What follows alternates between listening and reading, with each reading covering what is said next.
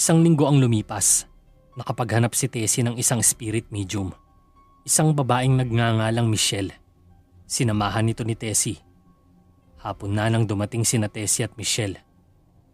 Habang nasa trabaho naman ang ama ni Clark, sinamantala nila ang pagkakataon.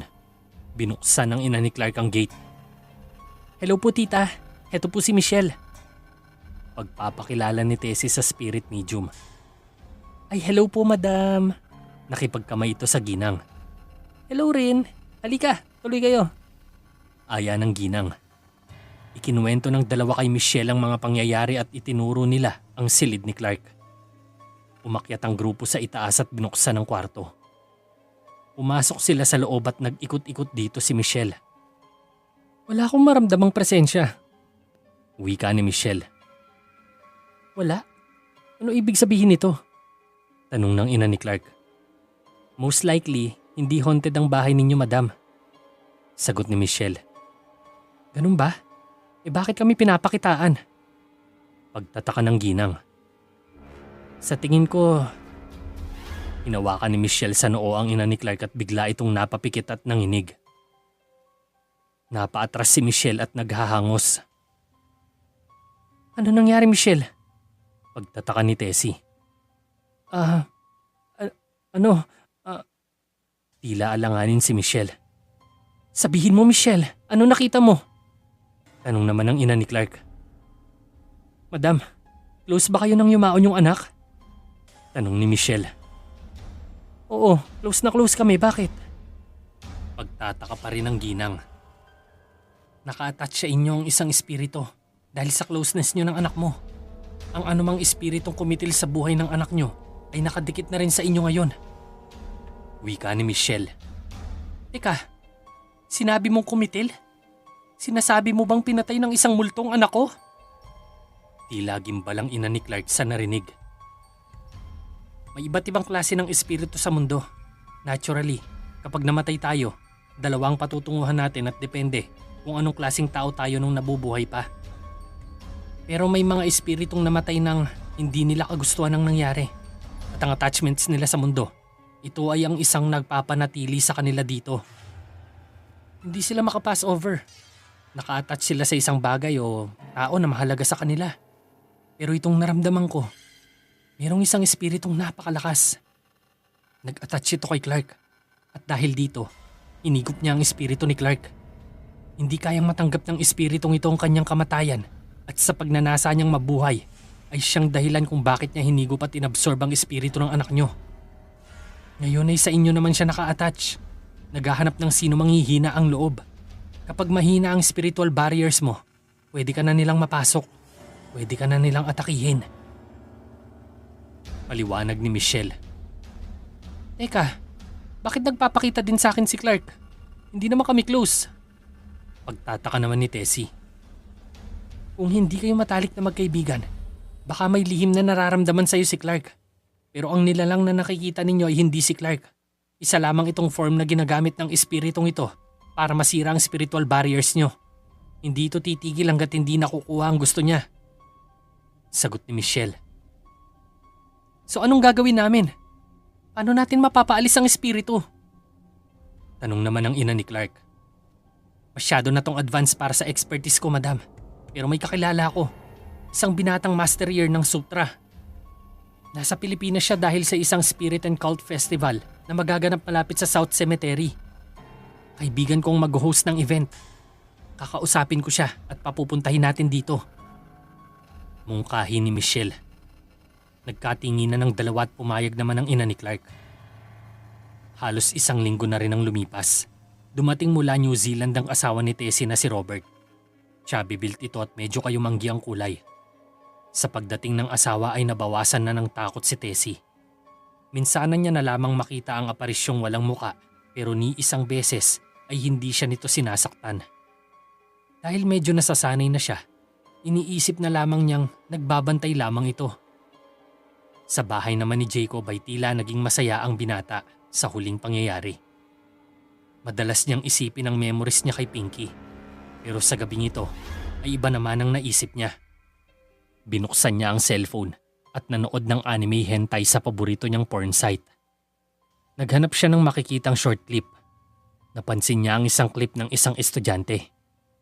Inopen niya to. Mukhang ayos to. Umiga na si Jacob sa sopa at pinatong niya ang isang braso sa noo niya. Nakahanda na rin ang juice niya. Pero nagulat siyang wala siyang nakikita. Classroom lang ang nakikita niya sa video. Sinuri niya kung nakapost ito pero gumagalaw naman ang orasan ng video. Naghintay pa si Jacob at posibleng late magsisimula ang action. Ang tagal naman. Mura ni Jacob. 30 seconds na at wala pang nangyayari. Finorward ni Jacob ang video at naghangang cellphone niya. Buisit, ano ba yan? Sinubukang i-restart ni Jacob ang cellphone pero di niya ito mapatay. Hanggang mapansin niyang lumalamig na sa paligid. Pinatay niya ang aircon pero mas lumalamig pa lalo sa loob ng silid. Ano to? Ang lamig bigla.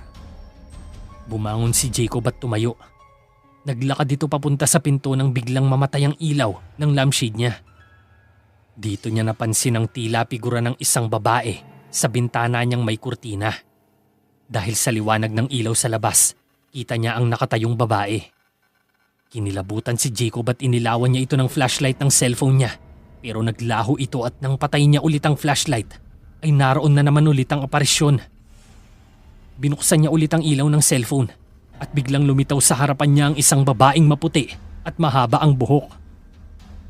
Napakalakas ng sigaw ni Jacob na narinig ito ng kanyang ina at nagtatatakbo papunta sa kwarto ng anak niya. Nang mabuksan niya ang pinto, ay malamig at madilim sa loob. Binuksan niya ang ilaw at tumambad sa kanya ang matigas ng katawan ni Jacob na wala ng mga mata at putulang dila. Napasigaw sa gimbalang ina ni Jacob. Bumalik si Michelle sa bahay nang namatay na si Clark at kasama ang isang lalaki. Medyo matangkad ito sa taas na 6 feet. Brownish ang buhok, may glasses ito at nakasuot ng black leather jacket at ripped jeans.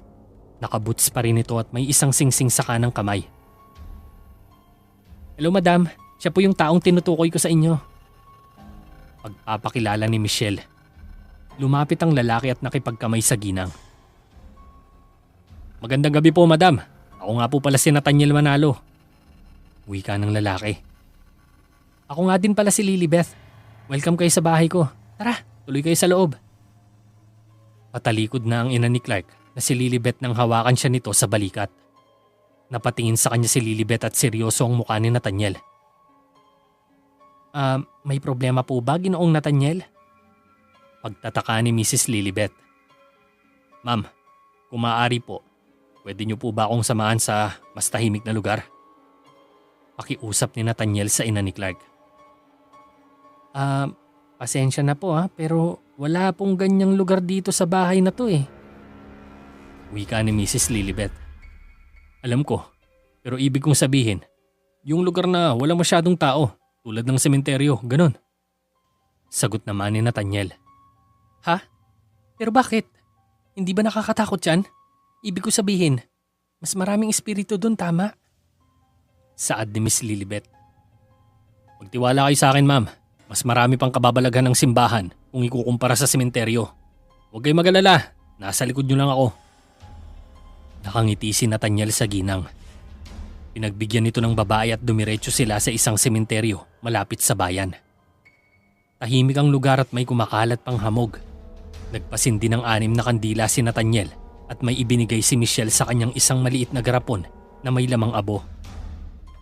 Ikinalat niya ito at ginawang magic circle na nakapalibot sa kanila ni Mrs. Lilibeth habang nasa labas naman ng bilog si Michelle. Ang abong ito ay mula pa sa buto at laman ng batang tupa. Ginagawang alay ang hayop na ito para itaboy ang espiritu sa mararahas nilang paggambala. Ngayon, gagawa ako ng David Star na may 6 na kandila sa bawat kanto. Makakatulong ang lahat ng marka upang mahuli ko ang nilalang na to. Sabay ngiti ni Nathaniel sa ginang. Kahit nakakatakot ang lugar, napapayapa naman si Mrs. Lilibeth. Sinasabi mo bang nakadikit na sa akin ang espiritong to? Tanong ni Mrs. Lilibeth kay Nathaniel. Well, parang ganun na nga. May 2 uri kasi ang espiritu. ang benevolent at malevolent. Ngayon, ang benevolent ay isang uri ng espiritong hindi nagtatagal sa mundo. Kaya ang problema natin ay ang malevolent. Nagsisimula ito sa nakakahindik na kamatayan. Kumbaga, ang taong hindi pa tanggap ang kanyang pagkamatay ay hinding-hindi aalis dito. Patungo sa espiritual na mundo hanggat hindi niya nakukuha ang kanyang gusto. Mananatili siya dito at gagambalay ng mga taong mortal. Hahalintulad lang ito sa napapanood mo sa telebisyon. Ginagawa nilang lunggaan ng mga bahay, simbahan, ospital, tulay at sa iba pang lugar na madalas nilang pamugaran. Minsan mararamdaman mo na lang sila sa paligid pero hindi mo sila nakikita. Minsan naman, nananatili lang sila sa iisang lugar kung saan naroon ang kanilang mga mahal sa buhay. O kung minsan ay yung mga taong nais nilang saktan. Kaya umaattach sila sa mga taong to para maghiganti. Kaya nagkakaroon ng obsessors o yung tinatawag na masamang espiritu. Kaya nilang saktan ang biktima at pasukin ang katawan nito. At ang tawag naman dito ay possessors. Minsan ay mga buhay na kaluluwa ito at minsan ay mga demonyo. Mahabang paliwanag pa ni Nathaniel. Ibig sabihin, na-attach na sa akin ang anak ko at isa na siyang obsessor? Napatingin si Mrs. Lilibet kay Michelle pero umiling ang huli. Kung walang susugpo sa possessor na to, mananatili ito sa biktima at may tsansang paslangin ito. Kapag nangyari yon, magiging malakas na ang possessor at siya na ang magkokontrol sa katawan ng biktima. Ang mga espiritong to ay uhaw sa pangalawang buhay, kaya sinusubukan nila ang lahat para makabalik sa mundong ibabaw. At ang mga nagiging biktima nila ay ang siyang ilulubid sa impyerno kapalit nila. Sa madaling sabi, magiging ganap na revenant na ang isang possessor. Kaya mali ka nang inaakala, Mrs. Lilibet. Hindi ka na-attach sa obsessor kundi sa isang revenant. Sagot naman ni Nathaniel. Ha? Laking gulat ni Lilibet. Kinabahan ito sa sinabi ni Nathaniel. May nararamdaman ako sa aura mo. Isang presensya ngunit hindi ko matukoy kung ano to. Parang isang bagay na madalas. Hinawakan ni Nathaniel si Mrs. Lilibet sa ulo at pumikit ito. Hayaan mong buksan ko ang iyong kaluluwa at suriin ang dahilan. Itataboy ko rin ang masamang espiritong ito sa paligid mo. Ostende mihi fasiem, sua sekreta! Nanginig ang kamay ni Nathaniel habang hawak ang ulo ni Mrs. Lilibet at binuklat ito. Lumabas ang tila itim na usok mula sa katawan ni Mrs. Lilibet. Sinubukan nitong umalis pero trapped ito sa inner circle. Umikit pang muli si Nathaniel at taimtim na nanalangin. Dahan-dahang nag-dissipate ang itim na usok. Naramdaman ng paggaan ng katawan ni Mrs. Lilibet. Ano nangyari? Medyo nahihilo ako. Pinaupo ni Michelle sa gilid ng isang puntod si Mrs. Lilibet. Narito ako para siguruhin hindi ka nagagambalain ng espiritong ito, ma'am. Mahalagang malaman mo na ang revenant na ito ay inabuso bago patayin. Ngayon, isa na itong sumpa. Kapag naibunyag na ang katotohanan, kukunin na ng revenant ang kaluluwa ng anak nyo. Wika ni Nathaniel. Ang anak ko! Pinatay ang anak ko! Wala na ba siya? Sambit ni Mrs. Lilibet. Hindi pa, ma'am. Binura ko lang ang bahagi nito. Kung mahahanap ko ang bagay na madalas gamitin ng anak nyo, maaaring mapalaya ko siya sa revenant na to. Kailangan kong makausap ang mga pulis tungkol dito. Malamang nasa kanila ang bagay na hinahanap ko.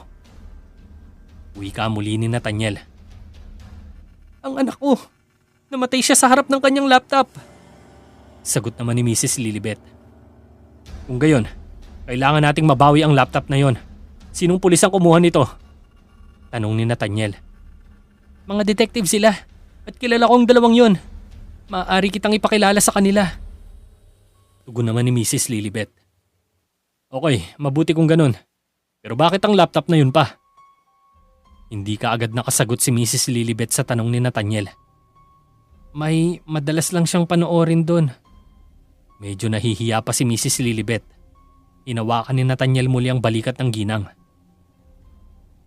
Ayos lang yan. Lahat naman ng kabataan ay dumadaan dyan. Pero kung sino man ang pumatay sa kanya, kailangan natin tong pigilan bago ulit makapangbiktima ng iba. Ano pa nangyari sa anak nyo bago siya binawian ng buhay? Seryosong tanong ni Nathaniel. Dinukot ang mga mata niya at maging dila niya ay hindi rin nakaligtas. Napapikit muli si Mrs. Lilibet at naiyak habang nagsasalaysay. Tumango naman si Nathaniel. Lumapit si Michelle at pinakalma ang ginang na nagsimula ng humagulgol.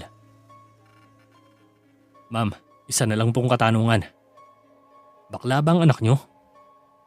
Wika pa ni Nathaniel. Straight po siya, hindi po siya bakla. Sabay pahid ng luha ng ginang. May teorya na ako kung bakit ito nangyayari. Medyo weird man pero posibleng isang biktima ng panggagahasa ang Revenant. At malamang, kinukuhanan nito ng video habang hinahalay bago siya pinatay. Ngayon, may dala ng sumpa ang video at kung sino man ang makakapanood nito ay mamamatay rin. Palagi ko, pag-alagala pa rin ang nilalang na to. Kailangan ko siyang mahuli agad. Paliwanag ni Nathaniel. Alam kong pinatay ang anak ko, pero nakikiusap ako sa iyo, Mr. Nathaniel. Tulungan mong anak ko na makamit niya ang hustisya para lumagay na siya sa payapat ng kanyang kaluluwa. Wika naman ni Mrs. Lilibet. Huwag kayong mag-alala, ma'am. Gagawin ko pong lahat na makakaya ko. Tugon ni Nathaniel. Sa loob naman ng boarding house ni Vincent ay lihim nitong kachat si Tessie na medyo nababagot na sa piling ng asawa niyang si Robert. Madalas itong makipag-inuman sa kanyang mga kaibigan at hating gabi na akong umuwi. Naibigay man kay Tessie ang perang naipon ni Robert, may itinago pa rin ng lalaki para sa kanya dahil magpapakasaya ito sa bakasyon nito. Siya namang inaayawan ni Tessie dahil pakiramdam niya ay nasasayang lang ang pera nila sa mga inuman. Kailan ka pupunta dito, Tessie? Miss na kita eh. Chat ni Vincent. Oo, kailangan ko lang mag-timing. Mahirap kasing umalis na lang dito ng walang dahilan. Reply naman ni Tessie. Bad trip kasi. Bakit may isa pang practice teacher na assign sa room natin? Ilang araw na tuloy akong tuyot. Wika pa ni Vincent. Oo. Ako din eh. Maharot na reply ni Tessie. Sabihin mo na lang may activities ka overnight. O di kaya naman may outing. Mga ganung palusot. Mungkahi naman ni Vincent na tila hindi na makapaghintay. Basta ako nang bahala. Sagot ni Tessie. Okay, sige. Hintayin kita ha. Tinignan ni Vincent sina Robin at Jimmy. Ihanda ang kamera. Wika ni Vincent. That's my man. Tuloy ang ligaya! Sagot naman ni Robin. Sa simula ay parang isa lamang tipikal na binata si Vincent. Isang binatang naghahangad maging isang profesional na guro. Ito ang unang pagkakakilala ni Tessie kay Vincent. Good morning, Ma'am Tessie. Ganito palagi ang pagbati ng binata sa kanya noon sa tuwing sila ay nagkikita. Sinasabayan pa niya ito ng ngiti. Ma'am, ako na pong bahala. Mga salitang nagpapakita na si Vincent ay handang matuto at masipag. Dahil dito, magaan ang loob ni Tessie sa kanya. Itinuturing niya na itong isang nakababatang kapatid. May problema po ba kayo, ma'am? Tanong ni Vincent sa seryosong mukha ni Tessie. Ha? Ay, naku, wala ito, Vin. Okay lang ako. Pilit itinatago ni Tessie ang kanyang kalungkutan. Alam mo, ma'am, dahil Biyernes ngayon, mabuti pang sumama ka muna sa akin. Lalabas tayo mamaya after school. Alok ni Vincent. Saan naman tayo pupunta? Nasurpresa si Tessie sa pagyaya sa kanya ng binata. Diyan lang, ma'am, sa park. May kainan dyan at may live band pa. Ano, ma'am? Ako nasagot kasi bilang pasasalamat ko na rin to sa iyo sa mga pagtulong mo sa akin. Isang pagyayang nauwi sa isang kasalanan.